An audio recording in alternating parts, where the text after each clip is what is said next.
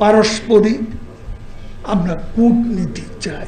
তারা ভারতের সাথে বৈরী সম্পর্ক সৃষ্টি করে বাংলাদেশেরই সবচেয়ে বেশি ক্ষতি করেছে। সব আউটস্ট্যান্ডিং সমস্যার সমাধান আমরা করতে পারি। কর্মসূচি হলো ঐতিহাসিক সোহরাওয়ার্দী উদ্যানের সমাবেশ। বীর মুক্তিযোদ্ধা, বিভিন্ন রাজনৈতিক দলের নেতৃবৃন্দ, নাগরিক সমাজ ও পেশাজীবী নেতৃবৃন্দকে আমরা এই সমাবেশে সোহরাওয়ার্দী উদ্যানে আমন্ত্রণ জানাই।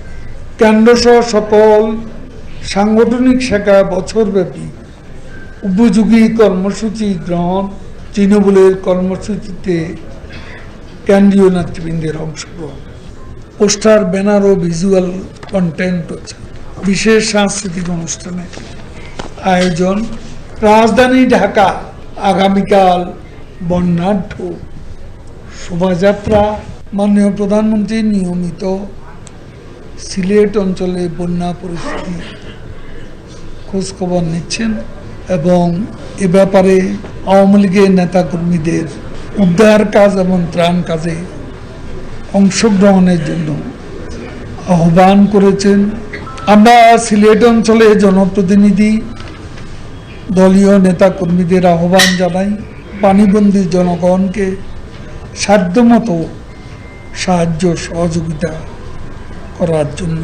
সম্পর্ক বন্ধুত্বপূর্ণ হলে, আলাপ আলোচনার সুযোগ থাকলে আলোচনার টেবিলেই আমাদের সম্মানজনক সব আউটস্ট্যান্ডিং সমস্যার সমাধান আমরা করতে পারি। কিন্তু বৈরিতা, যেটা জেনারেল জিয়াউর রহমান, খালেদা জিয়া তো ভারতে গিয়ে গঙ্গার পানি চুক্তির কথাই বলতে ভুলে গিয়েছিলেন। তারা ভারতের সাথে বৈরী সম্পর্ক সৃষ্টি করে বাংলাদেশেরই সবচেয়ে বেশি ক্ষতি করেছে, যেটা আমরা করতে চাই না। আমরা বন্ধুত্বপূর্ণ, ভারসাম্যমূলক, সম্মানজনক, পারস্পরিক আমরা কূটনীতি চাই। ভারতের সাথে সেই কম্প্রিহেন্সিভ পার্টনারশিপ আমরা করছি আমাদের জাতীয়